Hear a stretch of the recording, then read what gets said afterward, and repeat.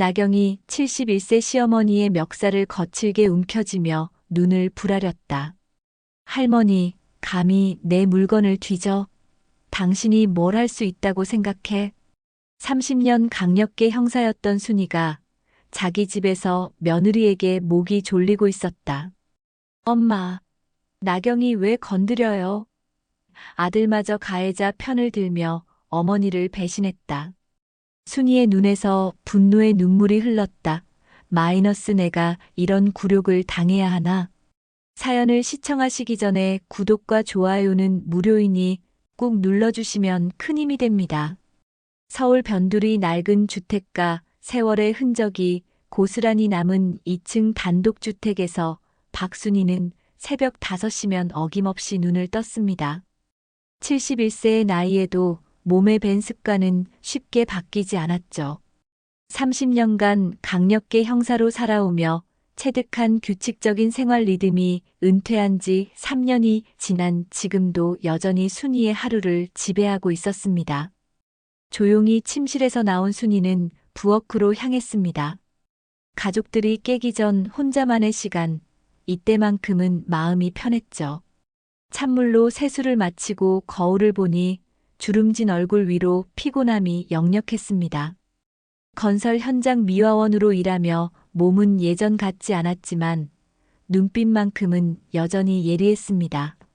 순이는 부엌에서 차를 우리며 창밖을 바라봤습니다.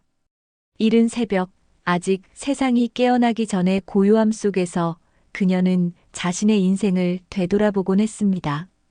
젊은 시절 남자들만 가득한 강력계에서 유일한 여성 형사로 살아남기 위해 얼마나 악착같이 버텨왔는지, 수많은 사건 현장에서 진실을 찾아내기 위해 얼마나 치열하게 싸워왔는지 생각하면 지금의 평범한 일상이 때로는 낯설기도 했습니다.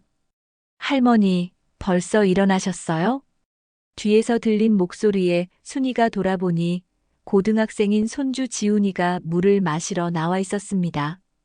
키가 훌쩍 큰 지훈이는 순이를 닮아 눈빛이 또렷했습니다. 응, 지훈아. 할머니는 일찍 일어나는 게 습관이야. 너도 물 마시고 얼른 자렴. 네, 할머니. 그런데 할머니는 왜 항상 일찍 일어나세요? 은퇴하셨는데도요. 순이는 잠시 머뭇거렸습니다. 손주에게 어떻게 설명해야 할지 고민스러웠죠. 30년간 사건 현장을 누비며 살아온 형사의 본능은 쉽게 사라지지 않는다는 걸 어떻게 말할 수 있을까요? 할머니가 어렸을 때부터 그랬어. 일찍 일어나면 하루가 길어지고 생각할 시간도 많아지거든. 그리고 새벽 공기가 맑잖니? 아, 그래서 할머니가 항상 정신이 맑으시구나. 우리 아빠는 맨날 늦잠 자시는데. 지훈이의 말에 순이의 얼굴이 잠깐 어두워졌습니다. 아들 민수 이야기가 나올 때마다 마음이 무거웠거든요. 한때는 그렇게 당당하고 씩씩했던 아들이 자영업 실패 후 완전히 의기소침해져 버린 모습을 보는 게 너무 안타까웠습니다. 지훈이가 고개를 끄덕이며 방으로 들어간 후 순이는 다시 혼자가 되었습니다. 부엌 창문으로 스며드는 새벽 공기를 마시며 깊은 생각에 잠겼죠. 이 집에 들어온 지 3년 아들 민수와 며느리 나경, 그리고 손주와 함께 살게 된 후로 뭔가 마음 한구석이 불편했습니다. 민수는 48세의 나이에 자영업에 실패한 후 완전히 무너져 버렸습니다.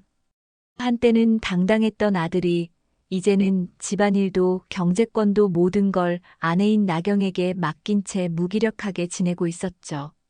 하루 종일 집에서 텔레비전만 보거나 핸드폰만 들여다보는 아들의 모습을 볼 때마다 순이의 가슴은 답답해졌습니다. 46세인 며느리 나경은 그런 남편을 대신해서 집안의 모든 일을 도맡아 하고 있었습니다. 가게부터 시작해서 지훈이의 교육비, 집안 살림, 심지어 순이의 용돈까지도 나경이 관리하고 있었죠. 겉으로는 효심 깊은 며느리처럼 보였지만 순이는 뭔가 석연치 않은 느낌을 지울 수 없었습니다. 순이 어머니, 벌써 일어나셨구나. 며느리 나경이 방에서 나와 인사를 건넸습니다. 늘 단정한 차림에 완벽한 미소를 짓는 나경의 모습에서 순이는 미묘한 긴장감을 느꼈습니다. 너무 완벽한 며느리였거든요. 시어머니인 순이에게 항상 공손하고 집안일도 완벽하게 처리하고 남편과 아이까지 잘 챙기는 모습이 오히려 부자연스럽게 느껴졌습니다. 나경아. 너도 일찍 일어났네. 많이 피곤할 텐데. 괜찮아요, 어머니. 어머니 덕분에 저도 일찍 일어나는 버릇이 생겼어요. 오늘도 현장 일 나가시죠? 그래야지. 놀고 있을 순 없잖니. 나이가 들어도 일을 해야 몸이 굳지 않아. 나경은 고개를 끄덕이며 부엌으로 들어가 아침 준비를 시작했습니다. 척척 움직이는 손놀림, 완벽하게 정리된 동선, 모든 게 너무나 완벽했습니다. 순이는 나경이 요리하는 모습을 지켜보며 또다시 그 묘한 위화감을 느꼈죠. 어머니, 아침 드시고 가세요. 오늘은 어머니가 좋아하실 만한 북어국을 끓였어요. 고마워, 나경아. 북어국 오래간만이네. 순이는 대답하면서도 마음 한편으론 불안감이 커져갔습니다. 강력계 형사로 30년을 살아오며 터득한 직감이 자꾸만 경고음을 울리고 있었거든요. 하지만 구체적으로 뭐가 잘못되었는지는 알 수 없었습니다. 그저 막연한 불안감만이 가슴 한구석에 자리 잡고 있을 뿐이었죠. 잠시 후 민수가 방에서 나와 식탁에 앉았습니다. 부스스한 머리에 구겨진 옷차림, 한눈에 봐도 의욕 없는 표정이었습니다. 순이는 아들의 모습을 보며 마음이 아팠습니다. 아들아, 오늘은 뭐 할 거야? 별로. 특별한 일 없어요, 엄마. 민수의 대답은 늘 그랬듯 무기력했습니다. 나경이 얼른 끼어들어 분위기를 바꿔보려 했죠. 여보, 오늘 오후에 은행 일 있다고 했잖아요. 잊지 마세요. 아, 맞다. 알겠어.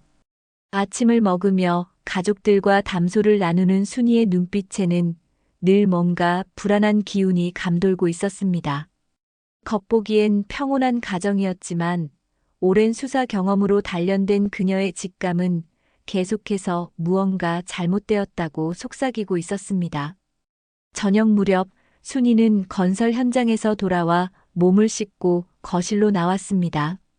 하루 종일 미화 작업을 하며 몸은 피곤했지만 마음만큼은 여전히 또렷했죠. 부엌에서는 나경이 저녁 준비를 하고 있었고 민수는 소파에 앉아 텔레비전을 보고 있었습니다. 어머니, 오늘 현장은 어떠셨어요? 나경이 앞치마를 두른 채 인사를 건넸습니다. 언제나 그랬듯 공손하고 정중한 말투였지만 순이는 그 미소 뒤에 숨겨진 무언가를 느끼곤 했습니다.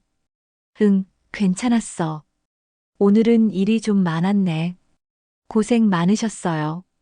얼른 씻으시고 저녁 드세요. 순이는 고개를 끄덕이며 자신의 방으로 들어갔습니다.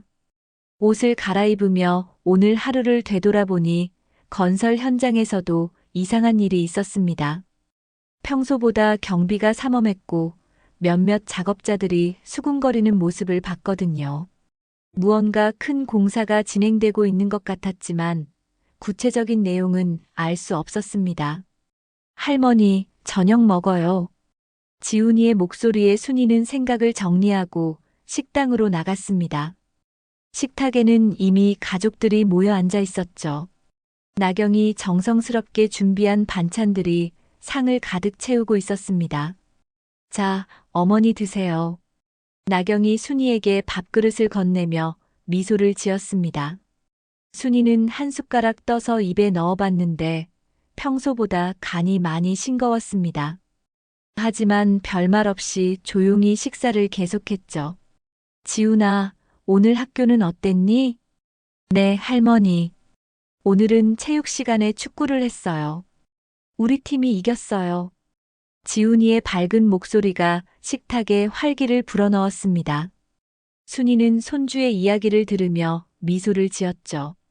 이럴 때만큼은 정말 평범한 가정의 모습이었습니다. 하지만 그 평온함은 오래가지 않았습니다. 나경이 갑자기 젓가락을 내려놓으며 순이를 바라봤거든요. 시어머니, 오늘 반찬이 왜 이렇게 싱거워요? 나경의 목소리에는 평소와 다른 차가운 기운이 섞여 있었습니다. 순이는 잠시 당황했지만 침착하게 대답했죠. 아, 그래. 미안해. 오늘 현장 일이 힘들어서 정신이 없었나 보네. 우리 집 입맛은 좀 맞춰주세요. 제가 매번 말씀드리는 건데 왜 자꾸 이렇게 하시는 거예요? 나경의 말투가 점점 날카로워졌습니다.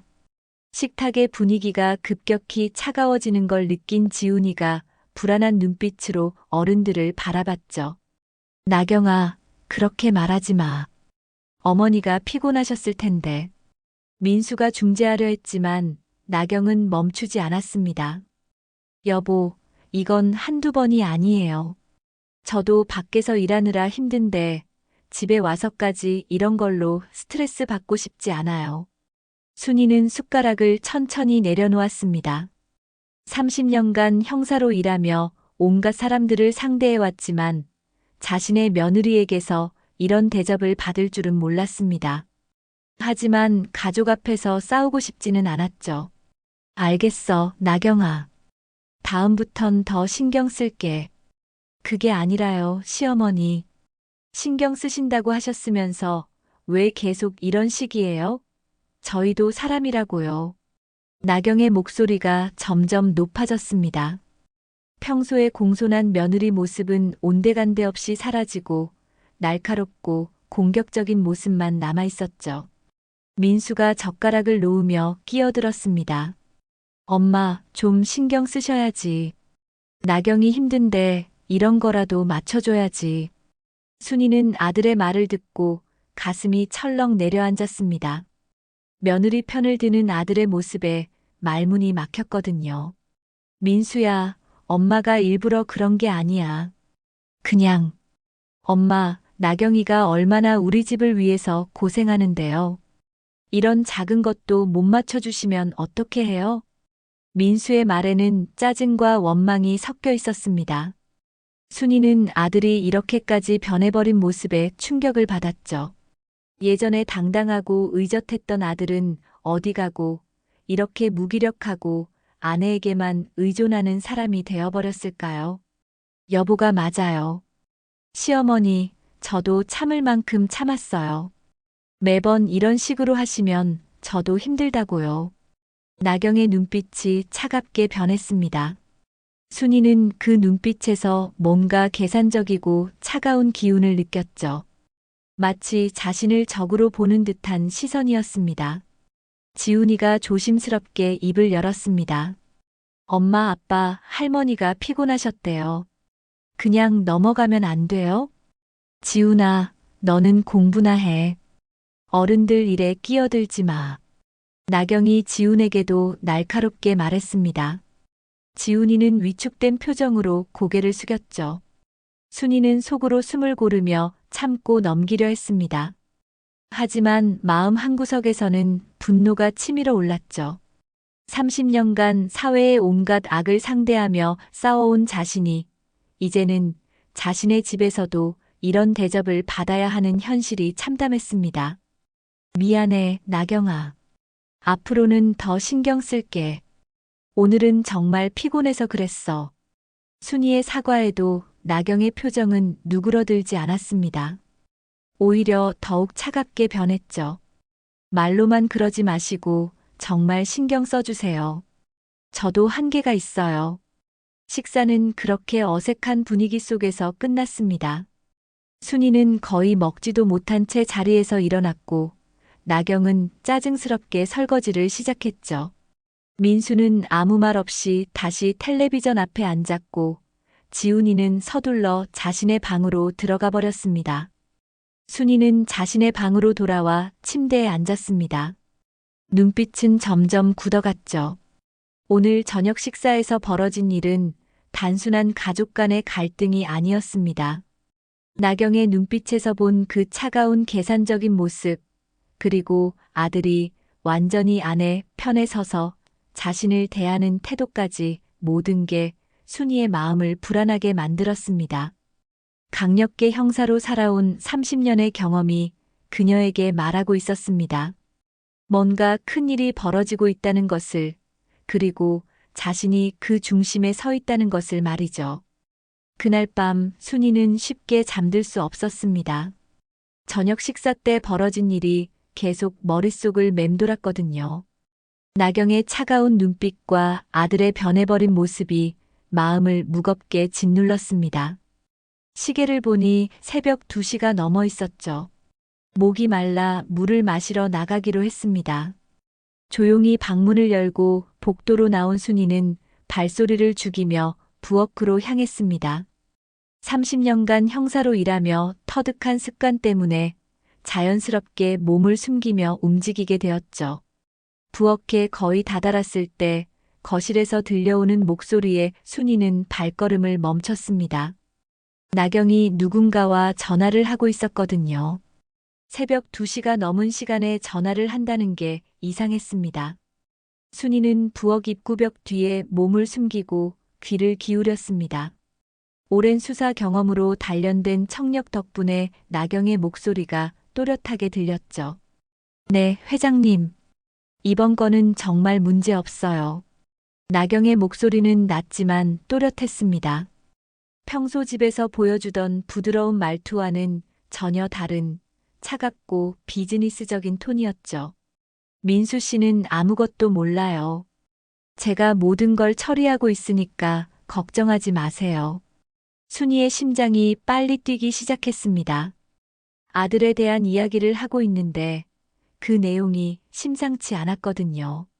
투자자들은 이미 다 모집했고요. 계약서도 준비되어 있습니다. 다음 주면 모든 게 끝나요. 나경이 잠시 상대방의 말을 듣더니 다시 입을 열었습니다.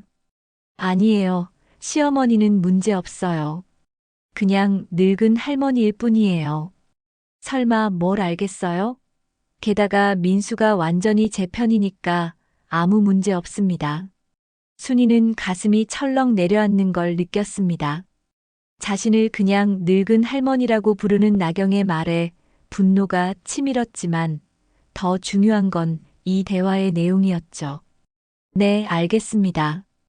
회장님이 말씀하신 대로 진행하겠습니다. 이번 일이 끝나면 정말 큰 돈이 되겠네요. 나경의 목소리에서 욕심과 계산이 묻어났습니다. 순이는 숨을 죽이며 더 들어보려 했지만 나경이 전화를 끊는 소리가 들렸습니다.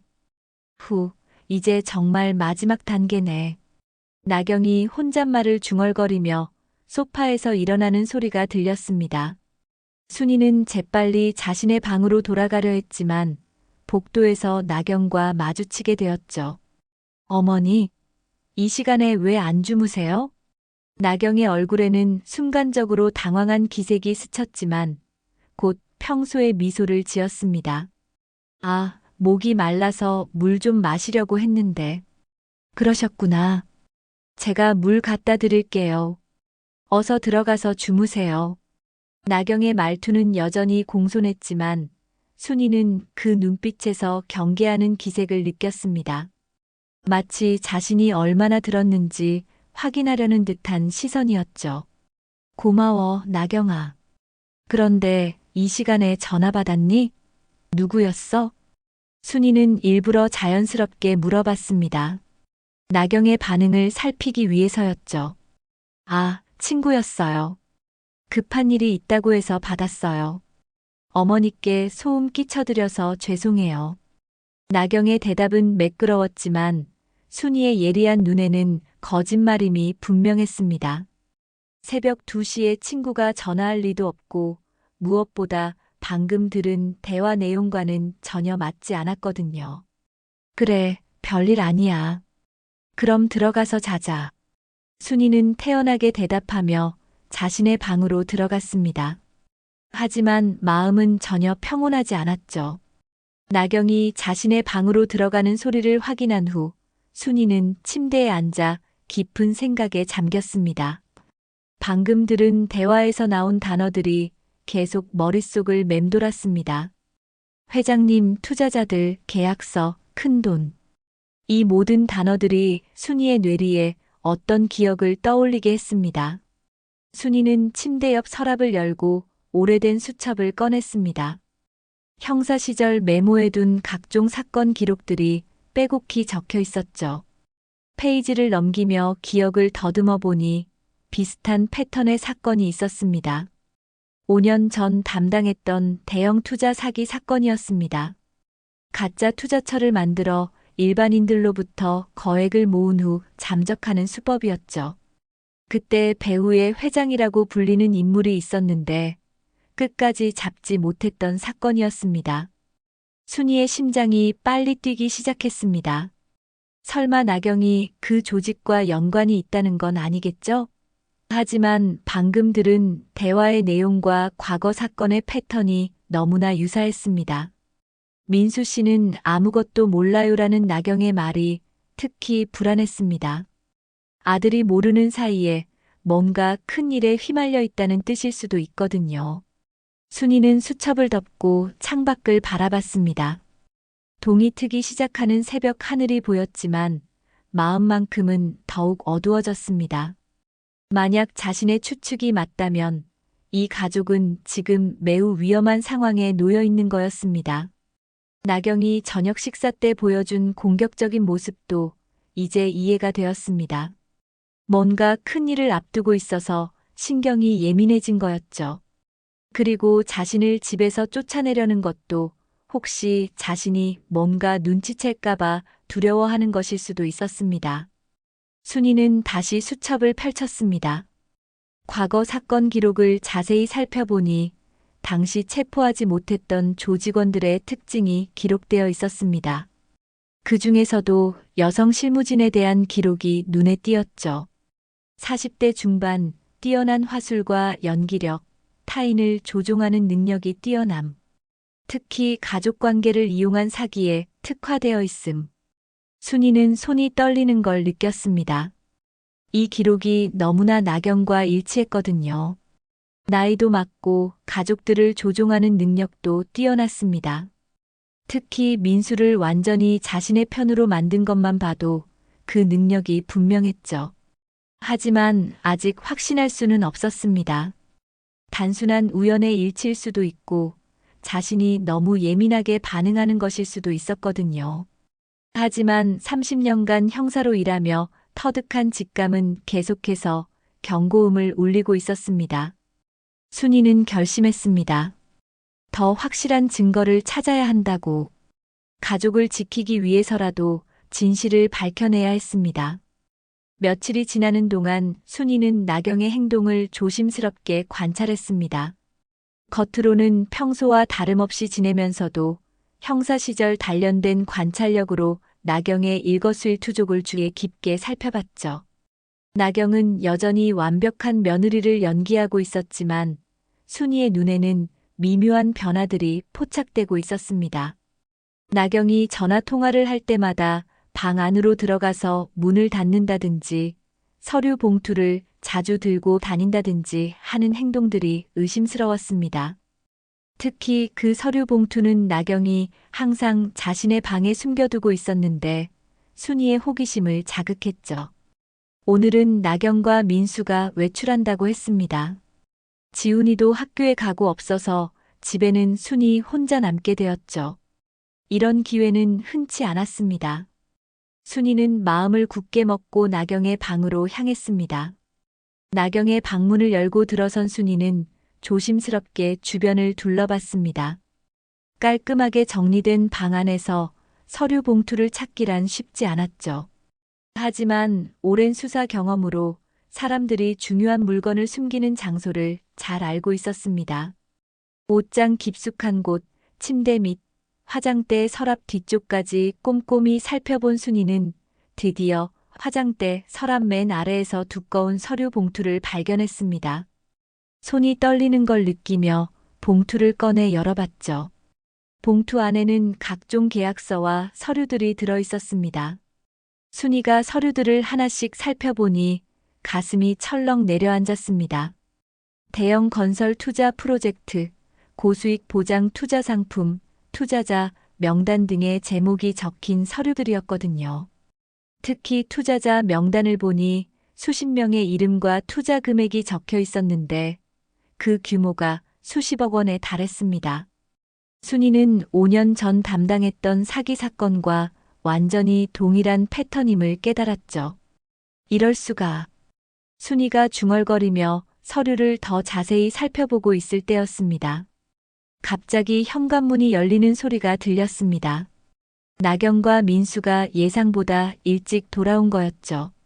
순이는 재빨리 서류들을 정리해서 봉투에 넣으려 했지만 손이 떨려서 제대로 되지 않았습니다. 발소리가 계단을 올라오고 있었고 곧 나경이 방으로 올 것 같았습니다. 급하게 서류들을 봉투에 넣고 화장대 서랍에 넣으려던 순간 방문이 열렸습니다.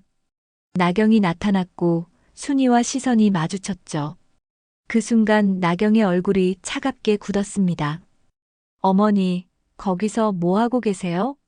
나경의 목소리는 평소와 전혀 달랐습니다. 공손함은 온데간데 없고 차갑고 날카로운 기운이 가득했죠. 아, 나경아. 청소를 좀 도와주려고 했는데. 순이가 변명하려 했지만 나경은 순이가 들고 있는 서류 봉투를 보고 있었습니다. 나경의 눈빛이 순간적으로 위험하게 변했죠. 그거 내려놓으시죠. 나경이 거실로 나오라는 듯 고개를 끄덕였습니다. 순이는 어쩔 수 없이 서류 봉투를 들고 거실로 나갔죠. 마음은 불안했지만 30년간 형사로 일한 경험 덕분에 침착함을 유지하려 했습니다. 내가 무슨 짓을 하는지 알아야겠어. 순이가 단호하게 말했을 때 나경의 얼굴에서 마지막 남은 가면도 벗겨졌습니다. 그동안 숨겨왔던 본 모습이 드러난 거였죠. 순간 나경이 분노에 찬 눈으로 순이에게 다가왔습니다. 그리고 거침없이 순이의 멱살을 거칠게 움켜쥐었죠. 할머니, 당신이 뭘 안다고 그래요? 감히 내 방을 뒤지고 내 물건을 만져요? 나경의 소나기에는 상당한 힘이 들어가 있었습니다. 순이는 숨이 막히는 걸 느꼈지만 굴복하지 않고 나경을 똑바로 바라봤습니다. 이게 뭐 하는 짓이야? 순이가 나경의 손을 뿌리치려 했지만 예상보다 나경의 힘이 셌습니다. 나경의 얼굴에는 분노와 경멸이 뒤섞여 있었죠. 평소에 공손한 며느리는 온데간데 없고 차갑고 잔인한 표정만 남아 있었습니다. 당신 같은 늙은 할머니가 뭘 할 수 있다고 생각해요? 조용히 입 닥치고 살면 될 것을 왜 쓸데없이 간섭해요? 나경의 말에는 그동안 숨겨왔던 진심이 고스란히 드러나 있었습니다. 순이에 대한 무시와 경멸, 그리고 위협까지 담겨 있었죠. 바로 그때 민수가 화장실에서 나와 거실로 뛰어왔습니다. 아내가 시어머니의 멱살을 잡고 있는 상황을 목격한 거였죠. 엄마, 지금 뭐 하시는 거예요? 나경이 왜 건드려요? 하지만 민수의 반응은 순이가 예상했던 것과 완전히 달랐습니다. 아내를 말리는 대신 오히려 순이를 비난하고 있었거든요. 민수야, 지금 상황을 봐. 나경이가 할머니한테 이게 뭐 하는 짓이야. 엄마, 나경이가 화날 만도 해요. 남의 방을 멋대로 뒤지시면 어떻게 해요? 민수의 말에 순이는 말문이 막혔습니다. 아들이 며느리 편을 드는 것도 충격이었지만 그 눈빛이 얼음처럼 차가웠다는 게 더 큰 충격이었죠. 나경이 순이의 멱살을 놓으면서 민수에게 말했습니다. 여보, 시어머니가 제 개인적인 서류들을 몰래 뒤지고 계셨어요. 정말 기가 막혀요. 엄마, 정말 그러셨어요? 나경이 개인 사생활까지 간섭하시면 안 되죠. 민수의 말에 순이는 절망감을 느꼈습니다. 아들이 완전히 나경의 편에 서서 자신을 적으로 대하고 있었거든요. 민수야, 엄마는 너를 위해서. 엄마, 그만하세요. 나경이 얼마나 우리 가족을 위해서 고생하는데 왜 이렇게 힘들게 하세요? 민수의 목소리에는 짜증과 원망이 가득했습니다. 순이는 아들의 변해버린 모습에 가슴이 무너지는 걸 느꼈죠. 나경이 차가운 미소를 지으며 말했습니다. 어머니, 앞으로는 제 사생활에 간섭하지 말아주세요. 저도 참을 만큼 참았어요.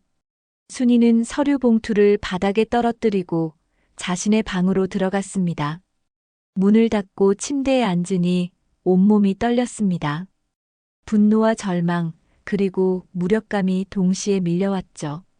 30년간 강력계 형사로 살아오며 온갖 악인들과 맞서 싸워왔지만 자신의 집에서 며느리에게 이런 굴욕을 당할 줄은 몰랐습니다. 더 충격적인 건 아들마저 완전히 나경의 편에 서 있다는 사실이었습니다. 하지만 순이는 포기할 수 없었습니다. 서류 봉투에서 본 내용이 너무나 확실했거든요. 나경이 대규모 투자 사기에 연루되어 있다는 건 분명했고, 이 가족이 위험에 처해 있다는 것도 확실했습니다. 그날 밤 순이는 방 안에서 혼자 깊은 생각에 잠겨 있었습니다. 나경에게 멱살을 잡혔던 굴욕감보다도 아들이 자신을 외면한 충격이 더 컸거든요. 30년 동안 형사로 일하며 온갖 어려움을 겪어도 흔들리지 않았던 순이었지만 가족에게 받은 상처는 달랐습니다. 저녁을 먹지도 못한 채 방에서 나오지 않던 순이에게 밤 10시쯤 민수가 찾아왔습니다. 방문을 두드리는 소리가 조심스러웠지만 순이는 대답하지 않았죠. 엄마, 들어가도 될까요? 민수의 목소리에는 오후의 차가움이 조금 누그러져 있었습니다. 순이는 침묵으로 대답을 대신했고 민수는 조심스럽게 방문을 열고 들어왔죠. 엄마, 저녁도 안 드셨죠? 몸 상하시면 안 되는데. 민수가 침대 옆 의자에 앉으며 말했습니다. 하지만 순이는 여전히 등을 돌린 채 대답하지 않았죠. 엄마, 오늘 일로 너무 상심하지 마세요. 나경이도 스트레스가 많아서 그랬을 거예요. 민수의 말에 순이는 천천히 몸을 돌려 아들을 바라봤습니다. 아들의 얼굴에는 미안함이 어려 있었지만 여전히 나경을 감싸는 마음이 더 큰 것 같았습니다. 민수야, 너는 정말 아무것도 모르는구나. 순이의 목소리는 쓸쓸했습니다. 아들에게 실망한 마음이 고스란히 드러났죠. 엄마, 무슨 말씀이세요? 제가 뭘 모른다는 거예요? 나경이가 뭘 하는지, 너희 가족이 지금 어떤 위험에 처해 있는지, 너는 정말 하나도 모르고 있어. 순이의 말에 민수는 당황한 표정을 지었습니다. 하지만 곧 고개를 저으며 말했죠. 엄마, 나경이가 뭘 잘못했다고 그러세요? 나경이는 우리 가족을 위해서 정말 열심히 일하고 있어요. 열심히 일한다고? 민수야, 너는 나경이가 정확히 무슨 일을 하는지 알고 있니? 순이의 질문에 민수는 잠시 말을 멈췄습니다. 사실 민수도 나경이 구체적으로 어떤 일을 하는지 정확히 알지 못했거든요. 투자 관련 일을 한다고 들었는데요. 투자 관련 일? 그게 전부야? 순이는 한숨을 쉬며 아들을 바라봤습니다. 아들이 얼마나 나경에게 의존하며 살고 있는지, 그리고 얼마나 현실을 모르고 있는지 절감할 수 있었죠. 엄마, 나경이가 정확히 뭘 하든 상관없어요. 중요한 건 나경이가 우리 가족을 먹여 살리고 있다는 거예요. 민수의 말에는 자포자기하는 듯한 기운이 담겨 있었습니다. 자영업에 실패한 후 완전히 자신감을 잃어버린 모습이었죠. 민수야, 제발 정신 차려. 나경이가 하는 일이 불법일 수도 있다고. 불법이라니, 엄마가 너무 심하게 생각하시는 거 아니에요? 나경이가 그런 사람이 아니에요. 민수는 순이의 말을 믿으려 하지 않았습니다. 오히려 화를 내기 시작했죠. 엄마, 제발 나경 좀 괴롭히지 마세요. 나경이 없었으면 저 벌써 망했어요. 민수의 목소리가 떨렸습니다. 그 안에는 자신에 대한 절망과 나경에 대한 의존이 고스란히 드러나 있었죠. 무슨 소리야, 민수야? 나경이 없었으면 망했다니. 엄마는 몰라요. 제가 자영업 실패하고 빚더미에 앉았을 때 나경이가 어떻게 도와줬는지. 나경이가 아니었으면 저희는 정말 길거리에 나앉을 뻔했어요. 민수가 고백하기 시작했습니다. 그동안 순이에게 숨겨왔던 이야기들을 말이죠. 빚이 얼마나 됐는데? 2억이 넘었어요, 엄마. 그때 정말 죽고 싶었어요. 그런데 나경이가 모든 걸 정리해줬어요. 어떻게 했는지는 모르지만 빚을 다 갚아줬어요. 순이는 가슴이 철렁 내려앉는 걸 느꼈습니다. 2억이 넘는 빚을 갚을 수 있는 돈이 나경에게 어디서 났다는 건지 의심스러웠거든요. 그 돈을 나경이가 어디서 구했는지 물어보지도 않았니? 물어봤죠. 그런데 나경이가 투자로 번 돈이라고 했어요. 그리고 앞으로도 계속 돈을 벌 수 있다고. 민수의 말을 들으며 순이는 모든 퍼즐이 맞춰지는 걸 느꼈습니다. 나경이 아들의 빚을 대신 갚아주며 완전히 의존하게 만든 거였죠. 그리고 그 돈의 출처는 분명히 불법적인 것이었습니다. 민수야, 그게 함정이야. 나경이가 너를 조종하고 있는 거라고. 엄마, 그만해요. 왜 자꾸 나경이를 나쁘게 생각하세요? 나경이가 저를 조종한다고요? 말도 안 돼요. 민수가 목소리를 높였습니다. 순이의 말을 받아들일 수 없다는 듯이 고개를 저었죠. 제발 나경 좀 괴롭히지 마세요. 나경이가 없으면 저는 정말 아무것도 할 수 없어요. 그걸 아시잖아요. 민수의 고백에 순이는 말문이 막혔습니다. 아들이 이렇게까지 나경에게 의존하고 있을 줄은 몰랐거든요. 그리고 엄마, 솔직히 말씀드리면 엄마가 이 집에 계시는 것도 나경이 허락해서예요. 나경이가 엄마를 모시겠다고 했으니까 같이 살고 있는 거예요. 민수의 마지막 말은 순이에게 큰 충격을 주었습니다. 자신이 이 집에 있는 것조차 나경의 허락을 받은 것이라니 이런 굴욕이 있을 수 있을까요? 민수야, 너는 지금 무슨 말을 하고 있는 거니? 사실이에요, 엄마. 저희가 이 집을 살 수 있었던 것도, 지훈이 교육비를 댈 수 있는 것도 모든 게 나경이 덕분이에요.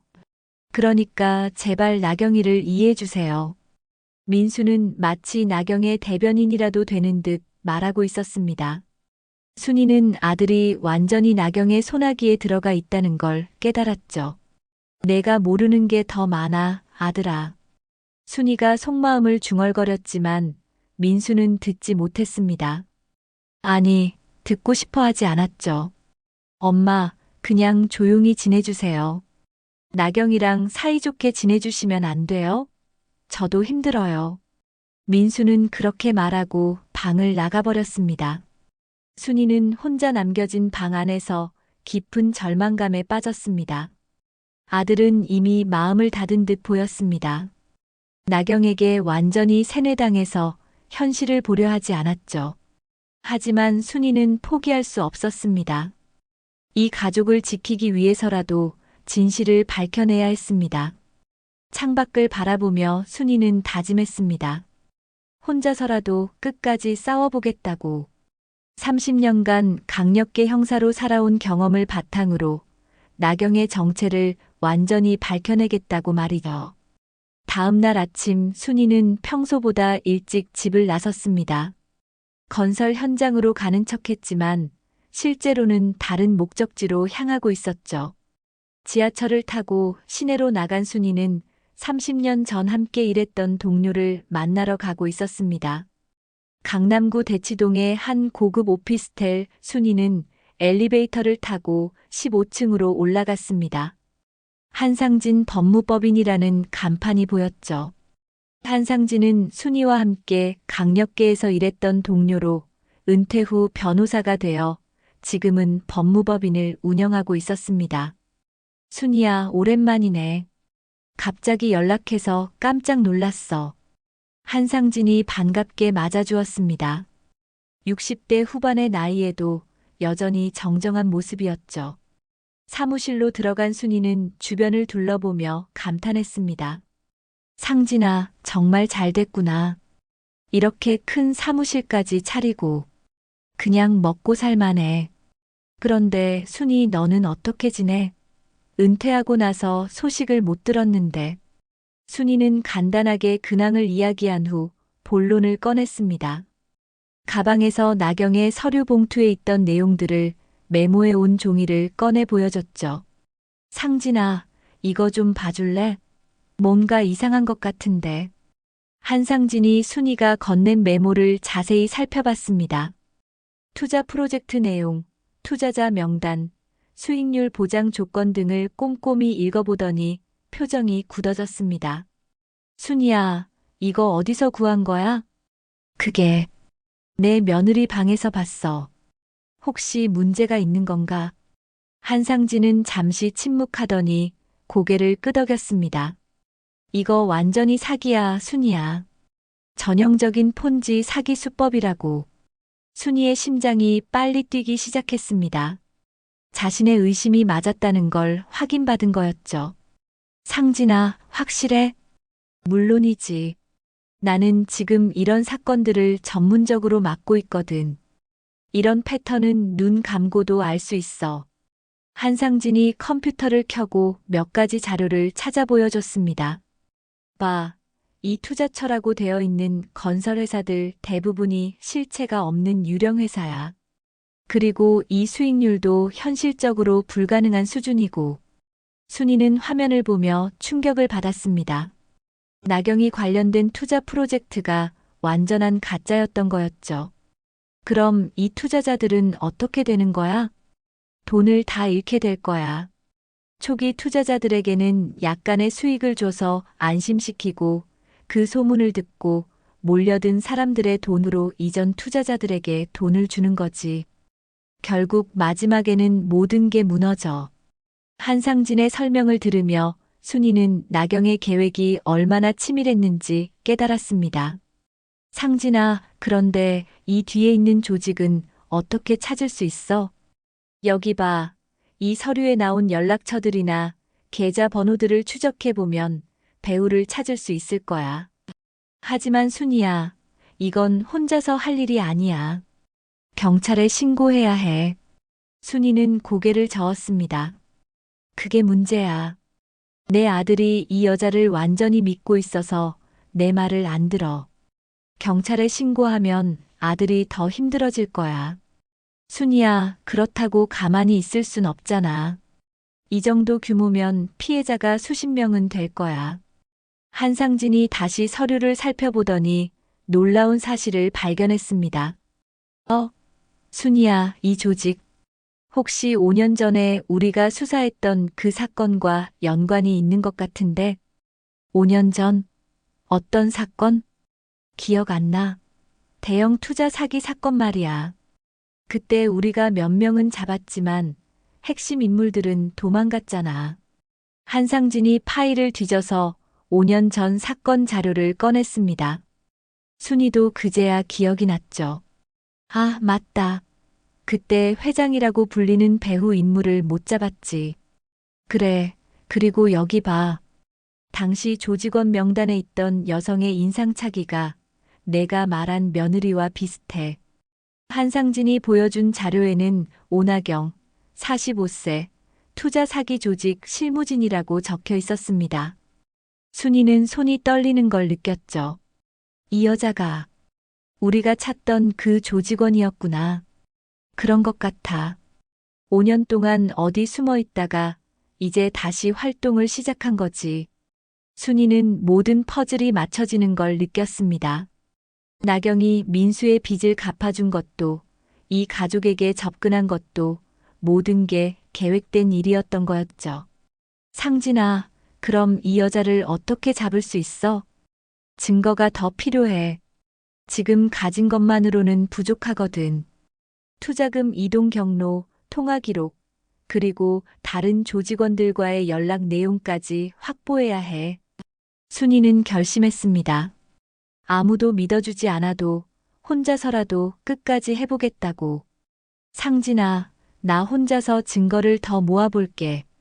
너는 법적인 부분을 준비해줘. 순이야, 위험해. 이런 조직들은 발각되면 뭘 할지 몰라. 괜찮아. 30년간 강력계에서 일한 게 어디 가겠어? 그리고 내 가족을 지키려면 이렇게라도 해야지.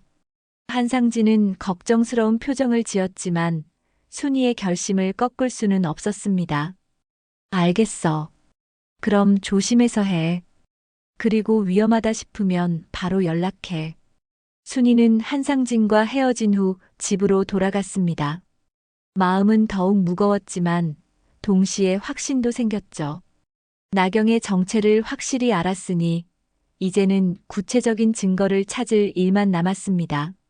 집에 도착하니 나경이 현관에서 나오고 있었습니다. 어디선가 급한 전화를 받은 듯 서둘러 나가는 모습이었죠. 어머니, 들어오세요. 저는 급한 일이 있어서 나가봐야 해요. 나경은 평소처럼 공손하게 인사했지만 순이의 눈에는 다르게 보였습니다. 이제 그 가면 뒤에 숨겨진 진짜 모습을 알고 있었거든요.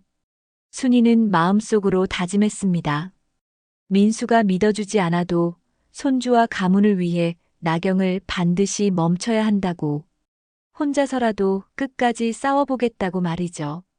일주일 후 순이는 나경의 동선을 파악하고 있었습니다. 매일 오후 이 시쯤 나경이 외출하는 패턴을 발견했고 오늘은 몰래 뒤를 따라가기로 결심했죠. 30년간 형사로 일하며 터득한 미행 기술을 발휘할 때였습니다. 아침부터 긴장된 마음으로 준비한 순이는 평소처럼 건설 현장에 나가는 척하며 집을 나섰습니다. 하지만 현장 근처에서 몸을 숨기고 나경이 외출하기를 기다렸죠. 시간이 지나 오후 2시가 되자 예상대로 나경이 집에서 나왔습니다. 나경을 따라 지하철역으로 향한 순이는 한 칸 떨어진 객차에 탔습니다. 나경은 무언가를 확인하듯 계속해서 핸드폰을 들여다보고 있었고 때로는 누군가와 통화를 하기도 했죠. 목소리는 들리지 않았지만 표정이 진지해 보였습니다. 강남역에서 내린 나경을 계속 따라간 순이는 고급 호텔 앞에서 멈춰 섰습니다. 나경은 주변을 둘러본 후 당당하게 호텔 로비로 들어갔죠. 순이는 잠시 망설이다가 용기를 내어 따라 들어갔습니다. 호텔 로비는 평소보다 사람들로 북적였습니다. 한쪽에는 프리미엄 투자 설명회 마이너스 특별 초청자만 입장 가능이라는 현수막이 걸려 있었죠. 순이는 가슴이 두근거리는 걸 느꼈습니다.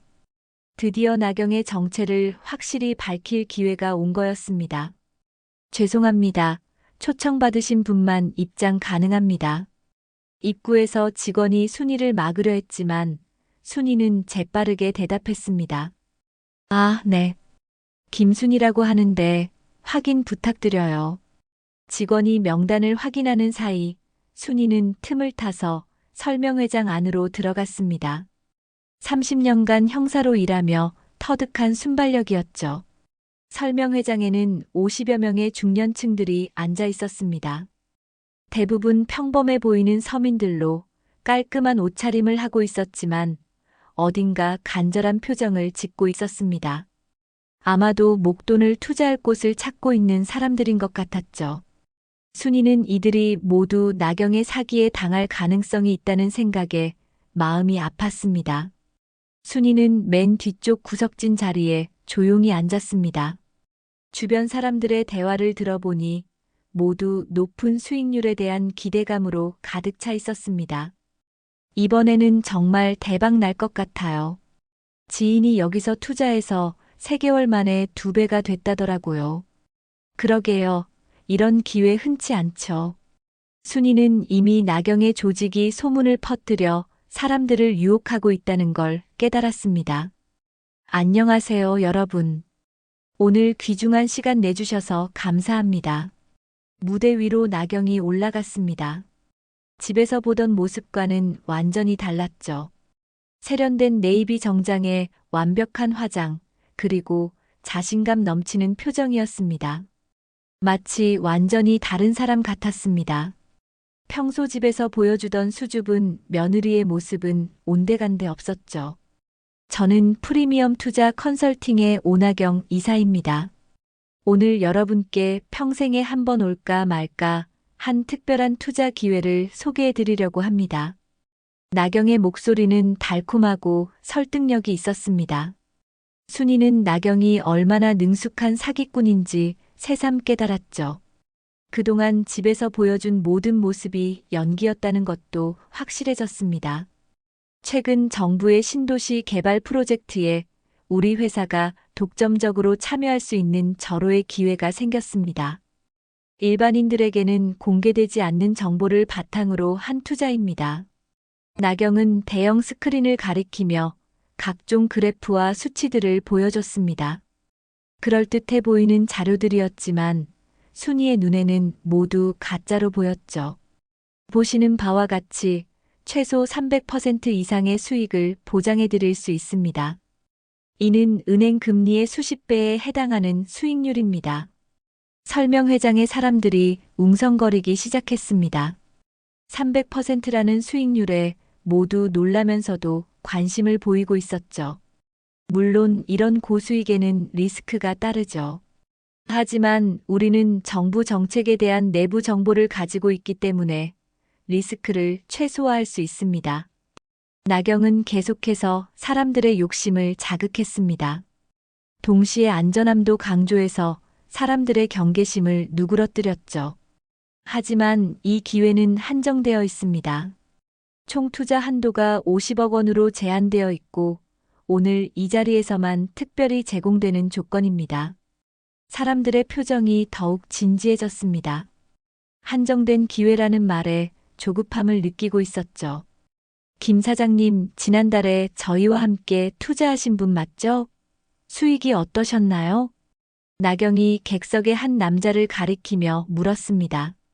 50대 중반으로 보이는 그 남자는 일어서서 환한 웃음을 지으며 대답했죠. 정말 대만족입니다. 한 달 만에 50% 수익이 났거든요. 솔직히 처음엔 반신반의했는데 이런 기회는 정말 흔치 않죠. 순이는 그 남자가 나경의 일당임을 직감했습니다.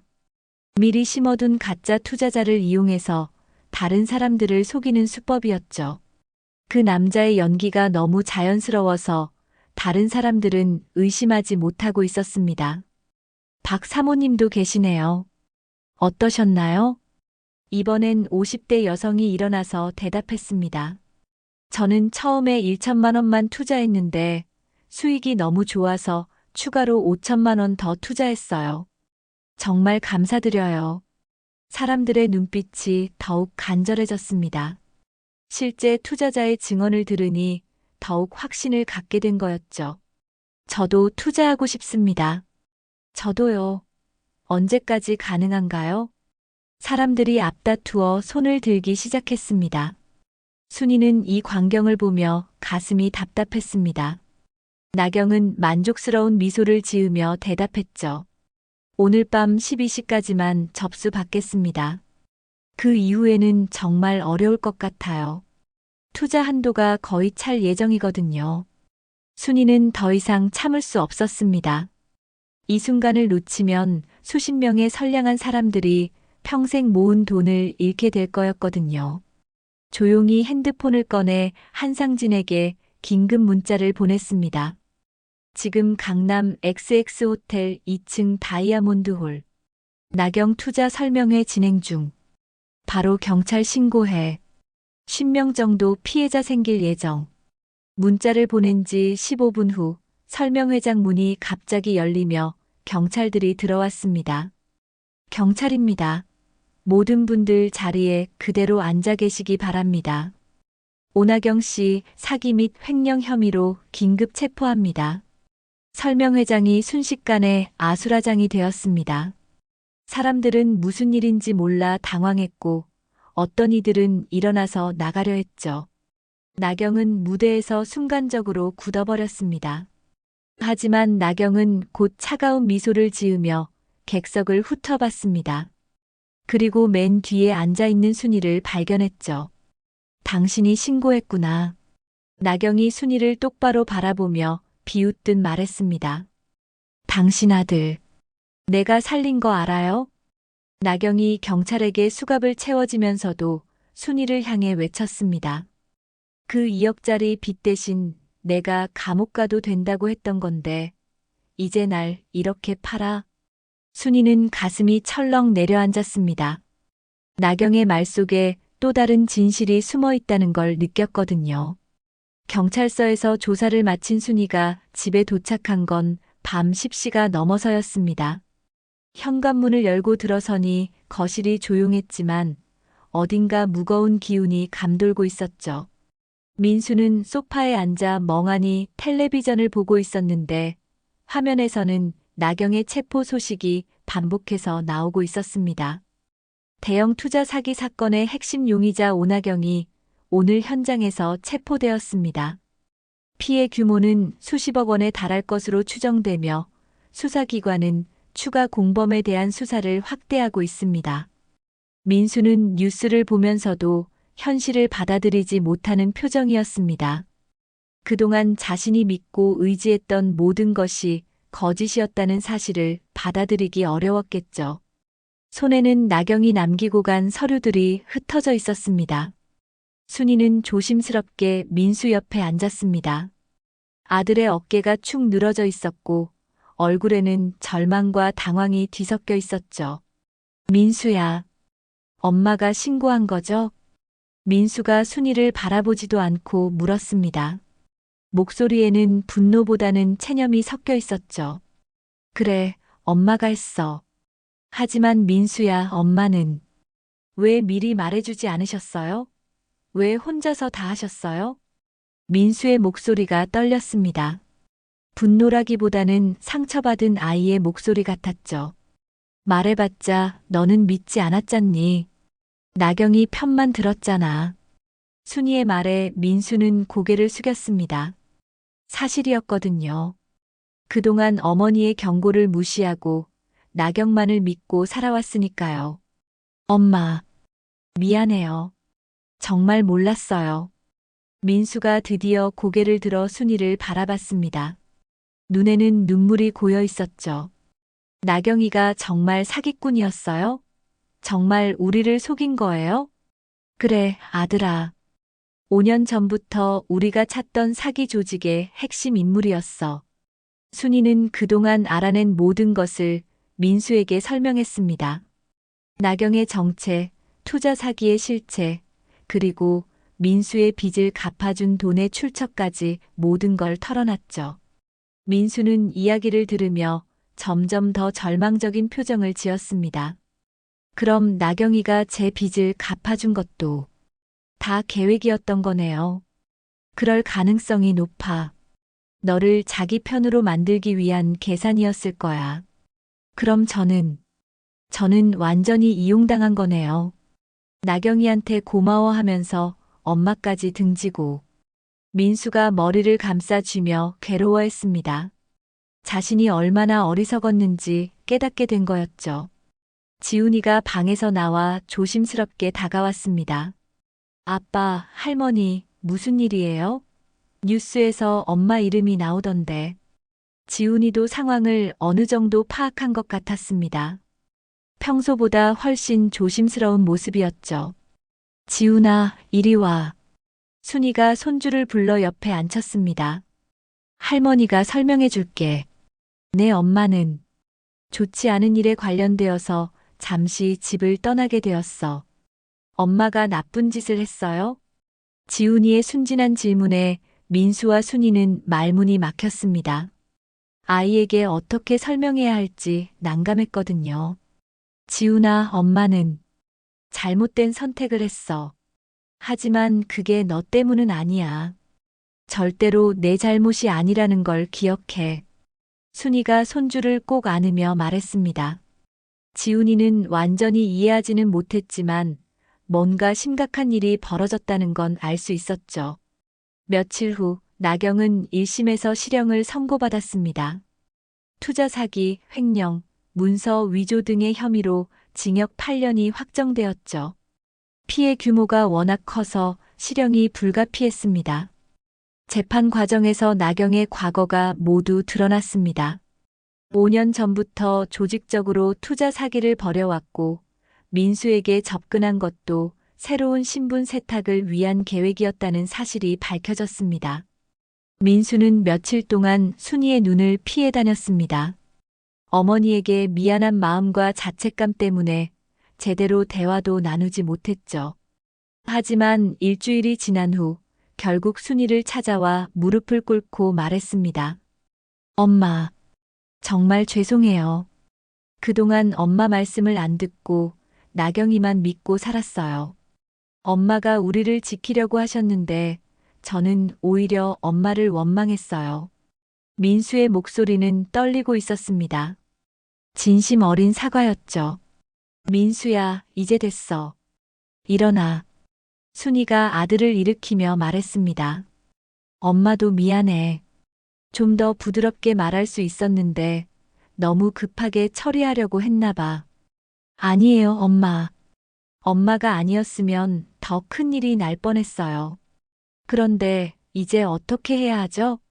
민수는 앞으로의 생활에 대한 걱정을 털어놨습니다. 나경이 관리하던 집안 경제가 모두 중단되었고 생활비도 막막한 상황이었거든요. 걱정하지 마. 엄마가 아직 건강하잖니. 우리 다시 시작하자. 순이는 아들을 격려했습니다. 30년간 형사로 일하며 터득한 강인함으로 이 어려움도 극복할 수 있다고 믿었죠. 엄마, 제가 다시 일자리를 찾아볼게요. 이번엔 정말 열심히 할게요.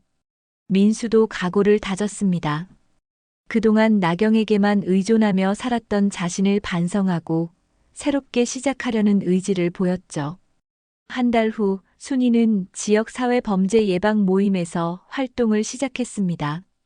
자신의 경험을 바탕으로 투자 사기의 위험성에 대해 강연을 하고 피해 예방을 위한 상담도 하게 되었죠. 가장 가까운 사람에게도 배신당할 수 있습니다. 하지만 피는 물보다 진하다는 말이 있잖아요. 끝까지 포기하지 않으면 진실은 반드시 밝혀집니다. 순이가 강연에서 한 말이었습니다. 그녀의 이야기를 들은 사람들은 깊은 감동을 받았고 많은 이들이 투자 사기에 대해 경각심을 갖게 되었죠. 민수는 새로운 직장을 찾아 성실하게 일하기 시작했습니다. 비록 처음에는 어려웠지만 점차 자신감을 되찾아갔죠. 지훈이도 처음에는 어머니의 부재를 힘들어했지만 할머니와 아버지의 사랑으로 극복해 나갔습니다. 저녁 식탁에서 가족들이 함께 식사를 하며 대화를 나누는 모습은 예전과 달랐습니다. 겉으로는 화려하지 않았지만 진실한 정이 흐르고 있었죠. 할머니 덕분에 우리가 더 큰 일을 당하지 않았다고 아빠가 그러던데 정말이에요? 지훈이가 물었습니다. 그런 게 아니야, 지훈아. 할머니는 그냥 가족을 지키고 싶었을 뿐이야. 순이는 손주의 머리를 쓰다듬으며 말했습니다. 그녀의 눈빛에는 더 이상 불안함이 없었습니다. 대신 평온함과 만족감이 자리 잡고 있었죠. 그렇게 이 가족은 상처를 딛고 새로운 시작을 하게 되었습니다.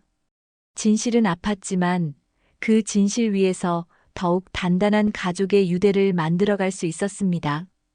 지금까지 이것이 인생 이야기 재밌게 봐주셨다면 좋아요, 구독 무료이니 꼭 눌러주세요. 항상 건강하시고 행복하세요.